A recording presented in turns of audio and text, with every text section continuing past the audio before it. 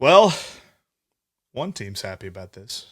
It's that guy, Ty Gonzalez from Locked On Mariners. He's joining me. My name is Jeff Carr. I'm from Locked On Reds. We are crossing over for this post-series post-mortem. Well, post-mortem for me, celebration for you. One of the two. Well, it's a day here, Ty. I know that you're happy though with it. And I definitely want to get into the performances that led to this series sweep for the Seattle Mariners.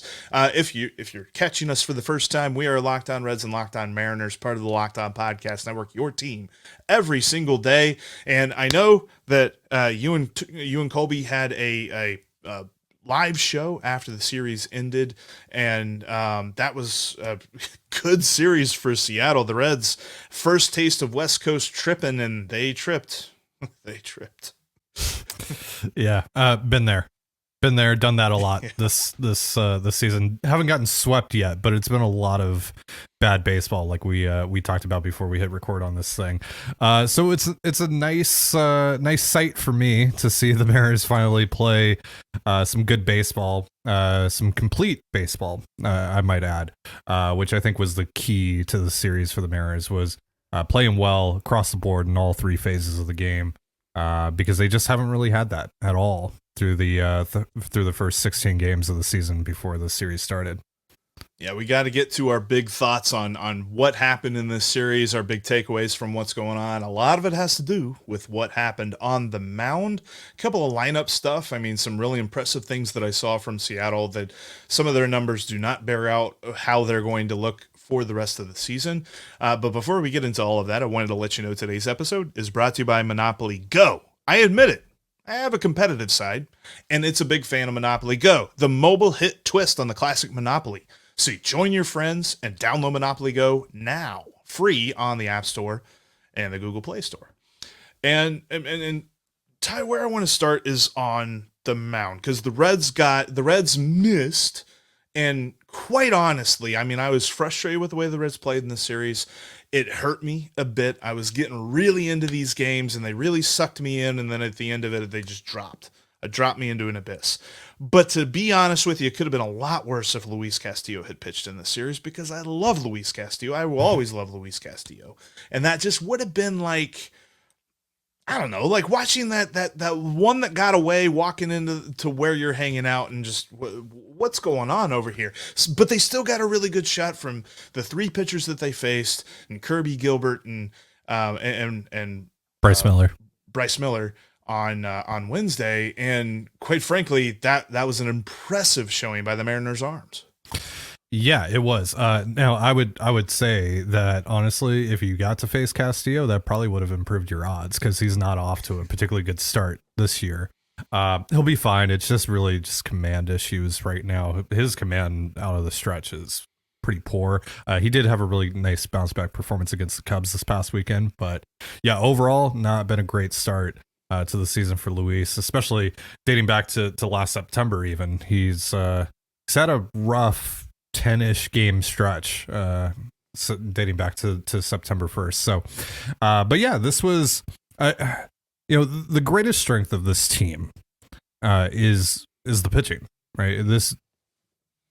This team is built to be a run prevention team, and that starts with that rotation, which is arguably, just from a pure talent standpoint, the best in baseball, especially with Shohei Ohtani not pitching for the Dodgers this year. I would say that the Braves are up there as well, but the Mariners have a legit, and I think, with the way that Miller has started the season, a legit big four, and we still haven't even seen what Brian Wu can do in his second year in the bigs. Once he gets back from injury, supposedly later this month. But yeah, the turns through the rotation, the first couple turns through the rotation, not good, not really that good. A lot of inconsistency. Rough starts for Castillo, like I mentioned. Rough starts for George Kirby.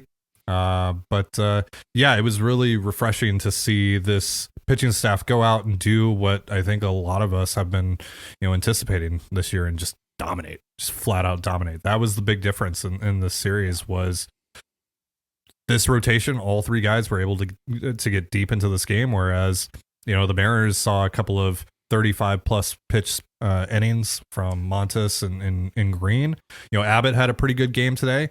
But yeah, that's really the key there was the Mariners, as they've coined the term, that is one of their slogans within their organization. They dominated the zone, and that was really the difference here.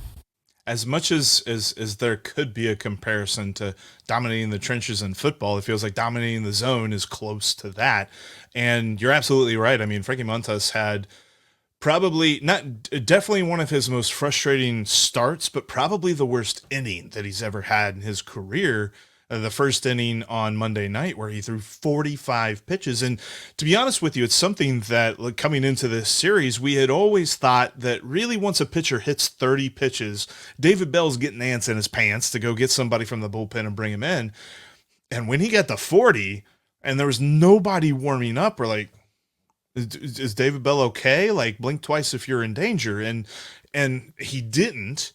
And then he comes out and he throws 12 pitches in the second inning to, I think, confuse everybody, because then he walks the first guy he sees in the third, and it was clear he just didn't have it at that point. The good news was there were no reports of, fatigue or some sort of injury or re-injure of the shoulder. He had coming back from the shoulder surgery, and he had looked good early on this season. There were a lot of folks that watched that start and thought that they're like, yeah, this is why we got him for so cheap. And it's just like, come on, it's one start, guys. Give him a break. But at the same time, it kind of carried over to the next day with Hunter Greene, who he definitely has had starts in his career where he throws too many pitches. And it felt like the Mariners knew all of that scouting report and knew exactly how to pinpoint and just foul off the slider, force him to throw the fastball, and either force the walks or just get the timely hits that they needed to win that game. And there were so many of those performances. And then even Lucas Sims in the third game, what'd he throw? 35, 36 pitches, and he only got 2 outs, and he gave up. I mean, that's what blew the doors off of game 3 and definitely sealed the win for the Mariners at that point. That was kind of, if you think that the mound is the biggest factor, for me, it was just the ability for the Mariners to work the count. They showed a masterclass of driving up pitch counts. Right, and that hasn't really been a thing so far heading into the series. The Mariners put a large emphasis on cutting down the strikeouts. They struck out a lot last year, and they brought in a lot of guys that historically haven't struck out a ton. But that hasn't been the case so far for most of the season. Like guys like Mitch Garver and Jorge Polanco even have been striking out a ton. But this, I mean, they struck out 15 times on Tuesday night, but they were able to counteract that with 7 walks, right? So you'll take that at the very least. Like, you don't want to strike out 15 times at all. Funny enough, though, the 2 times they have struck out 15 times this year, they won. They did it in Toronto, and they did. So maybe that's the key. Maybe you do want to strike out 15 times. You're undefeated. Yeah. This is not Life of Ice, though. Seattle. No. But yeah, so I dominating the zone, especially how the Mariners teach that, it's not just from a pitching standpoint. It's for their hitters as well. Is controlling the zone, dominating the zone, working pitch counts, and frustrating pitchers. Because more often than not, when you frustrate a pitcher, he's going to make a mistake or two. Now, it's up to you to take advantage of that. And in this series, they actually did. Whereas in previous series this past year, they haven't really been able to take advantage of that moment, even when they have faced pitchers that don't have their best stuff. You know, again, going back to Frankie Montas, right? His velo's down, his command's kind of all over the place. The Mariners had a prime opportunity to score runs, and they actually took it, which, again, hasn't really been a common theme this year. So from a Mariners standpoint, that's refreshing to see. All right, you can add a bunch of qualifiers to a couple of their wins with, the rough pitching from the Reds side of things, but the fact that they were able to take advantage of guys not having their best day on the mound is really encouraging to see.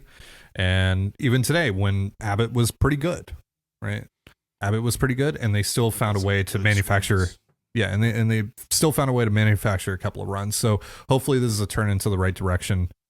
This was a really good series for Julio. We can possibly get into this a little bit more. He really, really needed that. He's been struggling to start this year, so that was huge as well. Yeah, that's definitely where I want to move next because, I mean, while the series was won in the zone, the the stars for each team really got their chance to shine. It's just one of them led to wins. The other didn't quite do that. I want to get into that coming up right after this. Today's episode is brought to you in part by Policygenius. Policygenius is the smarter way to buy insurance. Their proprietary technology makes it easy to compare personalized quotes and policies from top-rated insurers side by side. Policygenius's team of licensed experts is here to answer questions, handle paperwork, and help you make decisions with confidence. They work for you, not for the insurance companies. From exploring coverage options to making policy adjustments as your life changes, Policygenius is your advocate at every step.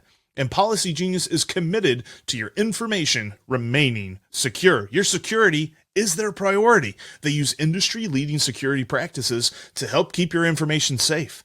Check life insurance off your to-do list in no time with Policygenius. Head to policygenius.com/LockedOnMLB or click the link in the description of today's episode and get your free life insurance quotes and see how much you could save. That's policygenius.com/LockedOnMLB.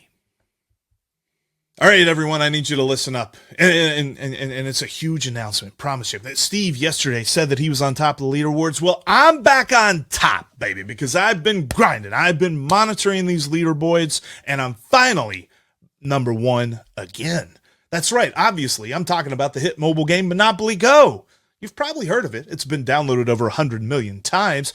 In fact, 150 million times. It's a great mobile twist on the classic Monopoly game, and you can play anywhere, anytime.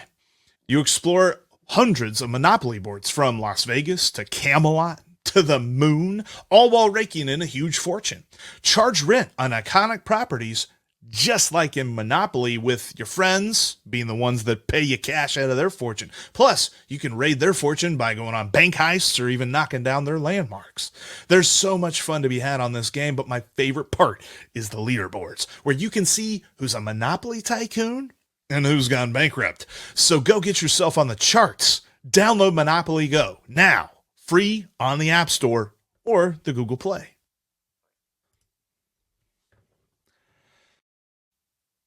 If you want to catch every pitch of your hometown broadcast for the Seattle Mariners or the Cincinnati Reds, head on over to SXM, the SiriusXM app. Download SXM today, search the word Mariners or Reds, and you'll find your hometown broadcasts.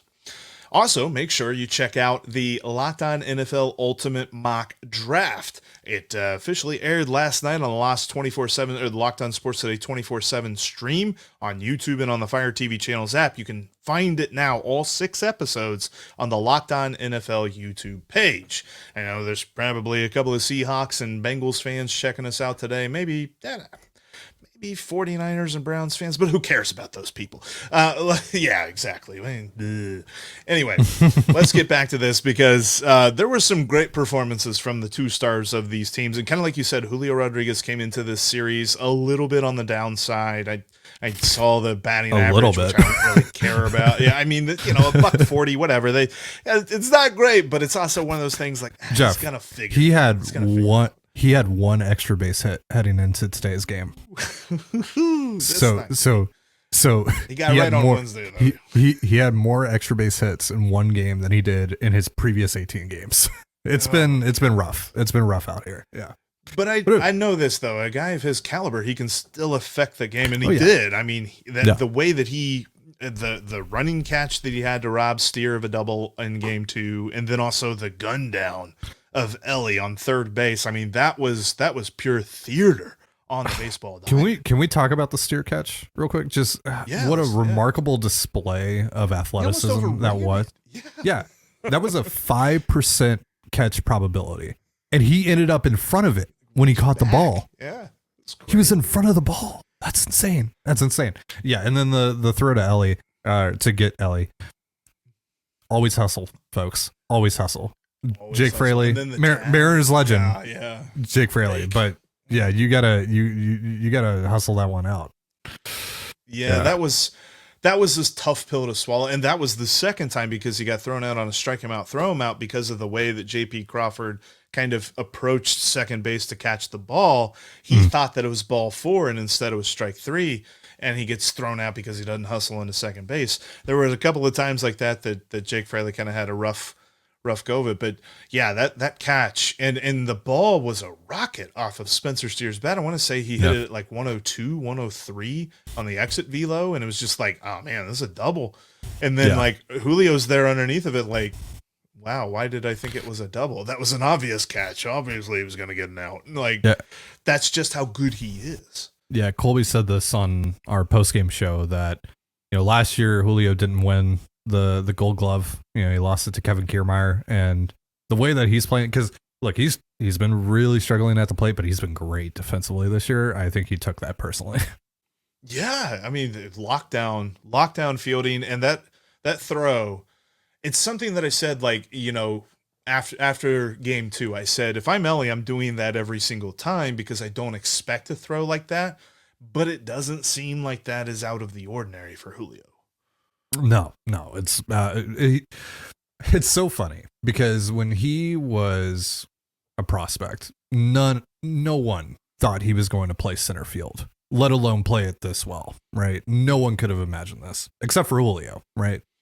But he continues to get better. It's crazy, especially for someone that tall, that just large of a human in general, for him to be able to cover that much ground. I mean, all right, I forget who hit it. I think it was in the first game. There was a ball into the gap and he just makes a running catch. Like, that's a ball that most center fielders, they're having to dive for. That's dropping in the gap.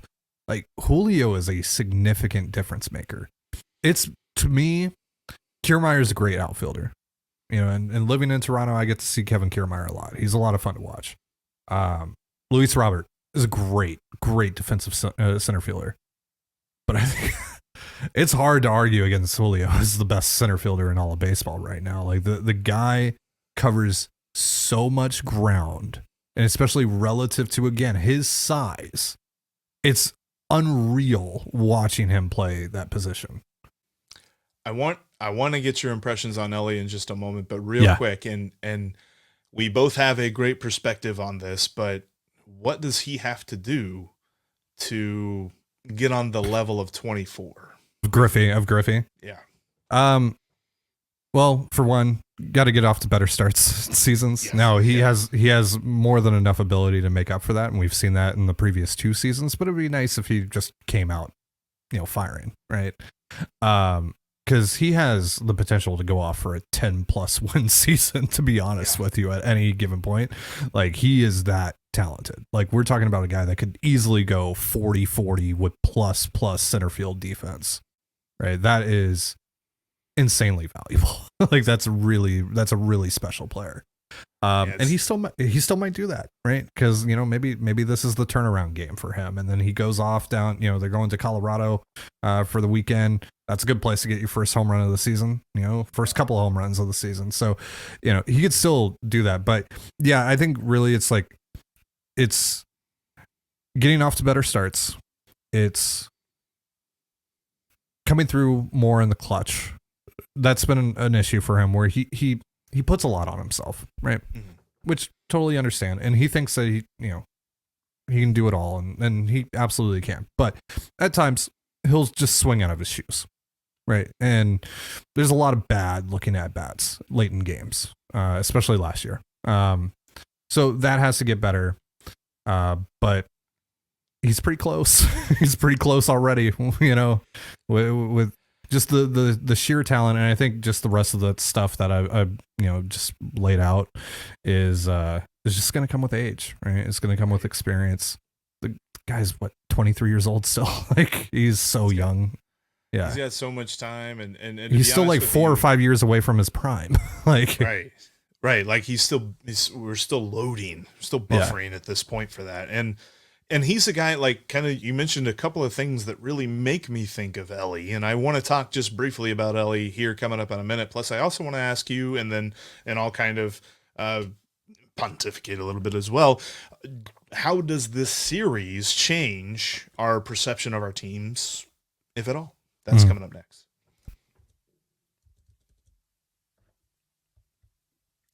Baseball season rages on, and you don't want to miss your chance to add your favorite players from the diamond in your Prize Picks entry.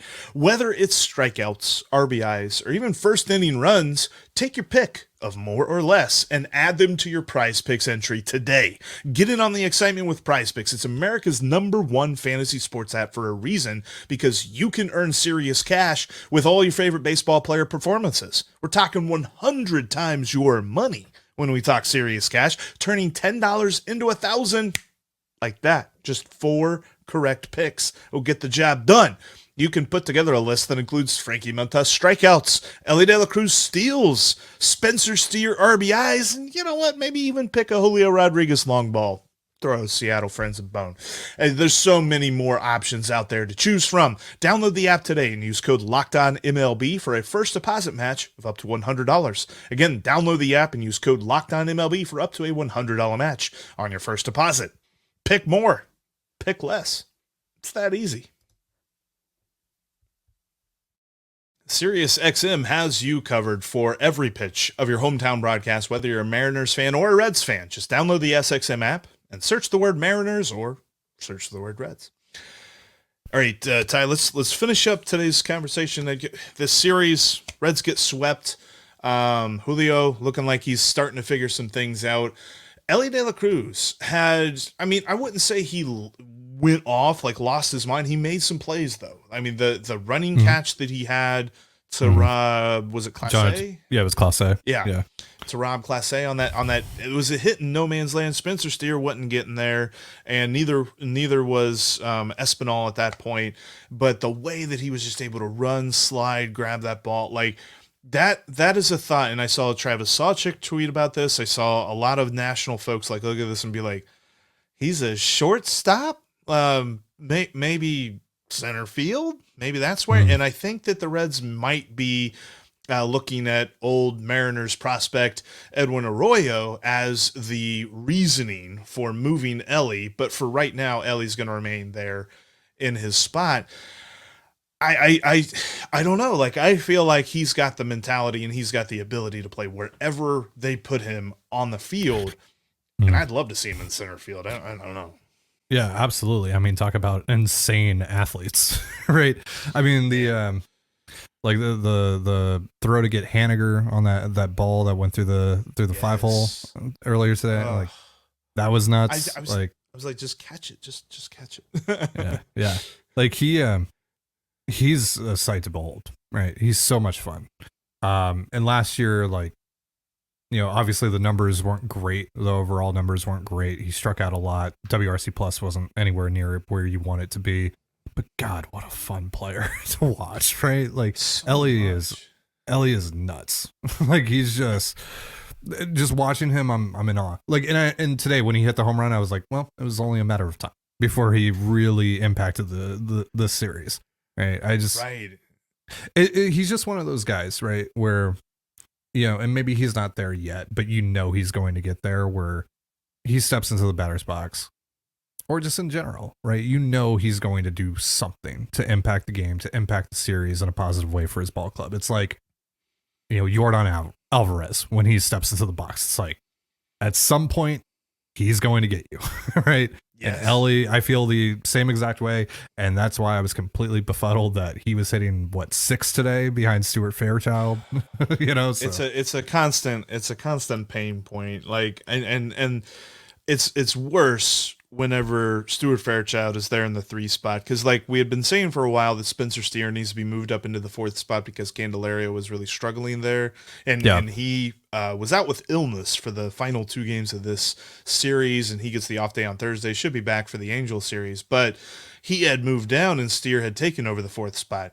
And then I was saying, all right, CES is going to figure this out, but is he the 3 hitter? Is Elly the 3 hitter? Elly hitting 7th means you're robbing him of at least 1 at bat, probably just 1 at bat, but at least 1 at bat a game. And it feels like he is a guy that deserves more of that, because he's also showing some other stuff. Like, while the homer and the catch in the field was amazing, the thing that really impressed me the most was in game 2 in the 9th inning with a couple of guys on base, and it felt like the Reds had a shot to build a rally. He's at the plate. He's got a full count. I was sitting there thinking, I'm like, oh man, whatever pitch comes plateward, I feel like he's swinging at this. This is probably going to be nowhere near the zone. They're just going to test him. And sure enough, it wasn't. It was close, but it wasn't near the zone. It was ball 4, and he laid off. That's something he did not do last year. So it's evolution of his game and seeing how it's evolving and taking its shape. That's something that will continue to happen. And he's going to blossom. And I can't wait to see it because I mean, Joey Votto was a guy for so long, and they just never, it felt like his early years of the first couple of years of his long-term contract, he had the help, but then those guys got old. They never replenished talent in the system. And then it was just him for the longest time. Yeah. But Elly feels like he's got some folks around him. So if he can be this guy with the other dudes that are coming up at the same time, this could be real scary. And that's why, like, I'm just not worried. Like, I get it. It's a sweep. It sucks. This road trip is 3-3 now. The Reds sweep the White Sox, all the good vibes. And then we remember the White Sox aren't really anybody close to anything close to anyone else in the league, much less the Mariners, who are definitely, they definitely look like they're going to fight for a playoff spot. Like, has your mind changed about them these first, what are we at, 19 games now? No, no, to be quite honest with you, I know people in the comments want me to say, yeah, they suck. And I've Jerry DiPoto should be fired and Scott Service should be fired and blah, blah, blah, blah. Right. That doesn't mean that I'm an apologist for Jerry DiPoto and Scott Service. I'm just saying, give it a little more time, folks. That's all I'm saying. Don't get mad at me. But yeah, no, like nothing that I've seen across the league has changed my mind on any of my thoughts, expectations, etc. heading into the season, other than injuries, right? If a guy, if a big name player is going to miss the whole year, yeah, that obviously changes the picture in a pretty significant way. But a couple weeks of bad baseball, no. Like even the Astros are 6-14. I don't care. Like I don't care. Like I know Framber is hurt and that obviously impacts things, and the pitching staff is kind of in disarray right now, but it's the Astros at the end of the day. Until they're actually dead, I'm not gonna say that they're cooked. I'm just not gonna buy it. Sorry. I'm not. So yeah, and then there's some other teams that are kind of overachieving right now that I don't really buy into. It's we see this every year. The 2019 Mariners, right? They were terrible roster, god awful roster. This was the first year of the rebuild. They traded Cano, they traded Diaz, they traded Paxton, etc. They went 13-2 to start that year. And then they went on to win like 68 games or something like that. I don't even remember, but they were terrible, right? Eventually that comes back around. I mean, shoot, the Rays went on a historic run to start the year last year, and they were a wild card team. When it was all said and done, limped into the playoffs, yeah, right. And even in our own backyard, we're looking. There was a couple of friends that were just like, "Geez, will the Pirates lose?" I'm like, "Yeah, they're going to." Like, it's cool. First of all, don't scoreboard watch in April. You will go crazy. You will lose your mind. Well, and Mariners fans are doing that right now. Mariners fans are more so doing that with players that departed in the offseason. They're looking at Jared Kelnick, who got off to an insane start, but now he's cooled off. And, they were really looking at Gino Suarez, who both of our listener bases are very familiar with. I love Gino. I love Gino to death. I would never speak ill of Gino, but it does seem like Gino has possibly finally hit the cliff, unfortunately. And he got off to a hot start, but then he's really cooled off. I think he's, at the time of this recording, at a 78 WRC plus or something like that. So, and the comment sections have obviously been very interesting to read, and Twitter's been very interesting to read over the last couple of weeks. And it's a lot of panic. It's a lot of hand wringing, but look, at the end of the day, the Mariners are one game out of the lead in the AL West, which doesn't mean anything in April, especially on April 17th. But, it's not like they're in a hole. It's not like they're in a position now where they're going to have to spend the next couple of months chasing, right? They're not going to have to, at least as things currently stand. Maybe things change over the next couple of weeks, but right now they're not in a position where they're going to have to chase the Rangers down. They're going to have to chase the Astros down. They're going to have to chase, whoever, right? So yeah, I'm not really concerned about it. And plus right now, like the biggest concerns about this team heading into the season, they've actually been they've been pretty good. The third base situation has been really good. Like Josh Rojas is hitting like a 169 WRC plus right now. Like he had a home run today. That homer, oh man, he crushed that. What was it, like 108? Like almost 110. I thought he made a swing change. He made a swing change once they acquired him from Arizona, and it's allowed him to tap into more power. And I think Colby went as far as to say like he thought that Rojas would hit 20 homers this year, and I think he has 2 now. Or was that his first home run? I can't remember. It could be a big pivot. I mean, I'm sure a lot of folks were just like, really, Rojas? And now it's like, oh. Yeah, and they have Luis Arias, who numbers haven't really been there offensively, but he's put up pretty good at bats. Like he's worked a lot of counts. He has struck out a lot. Like don't get me wrong, but he has put up some quality plate appearances here in the early going. He's only played like 9 times. And there was a lot of concern about his defense. And I mean, you saw it today. He made a great play over at the hot corner. But yeah, on top of that, like Mitch Haniger has been awesome, so far. It's really just been like the guys that are supposed to be the driving force of this offense that have kind of let the team down. And, that's Julio, that's JP, that's Mitch Garver, that's Cal Raleigh. And I know Cal went yard today and Garver went yard today, but like for the most part this year, they haven't been what you need them to be.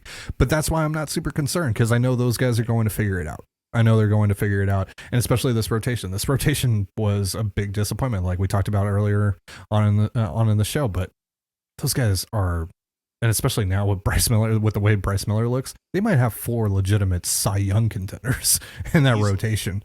And I mean, between Gilbert and Miller, those 2 performances that they put up against this Reds lineup, like I was trying to think about it. I'm like, who was the better one? Because Gilbert was super efficient. Miller was just, I mean, there were so many pitches that Miller threw that I'm like, God, that's a perfect pitch. Like you're not going to swing at it, and it's also a strike. Yeah, he didn't have a ton of whiffs in this game, but he had 20 something called strikes. That fastball was dot in the corner. I mean, it was a dot. I loved watching him pitch, and there was part of me that at certain points during the game, I was able to be like, you know what? As a baseball fan, this is pretty fun to watch. As a Reds fan, I'm ripping my eyes out, but as a baseball fan, it's pretty fun to watch. But look, from a Reds perspective too, right? Like you guys aren't at full strength right now.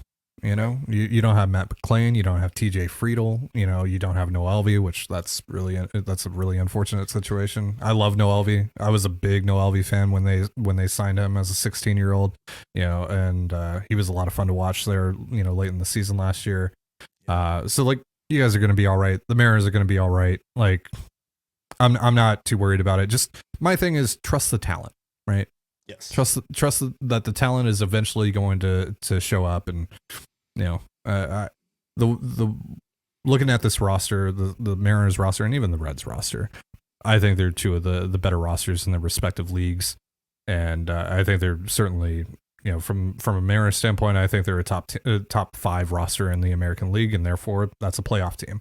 And the Reds, I think they're right there in the wild card mix, especially once they get healthier. And that sounds like a mic drop. Thanks so much for checking us out for this Locked On Reds, Locked On Mariners crossover. Make sure that you're following both of our podcasts all throughout the season. As we just mentioned, we're going to be in the race. Whether you think so or not, I can't help you if you don't think so, if you change your mind about your team on April 17th, because both these teams are going to be right there. So you're going to want to follow us each and every day, because we are part of the Locked On Podcast Network, your team every single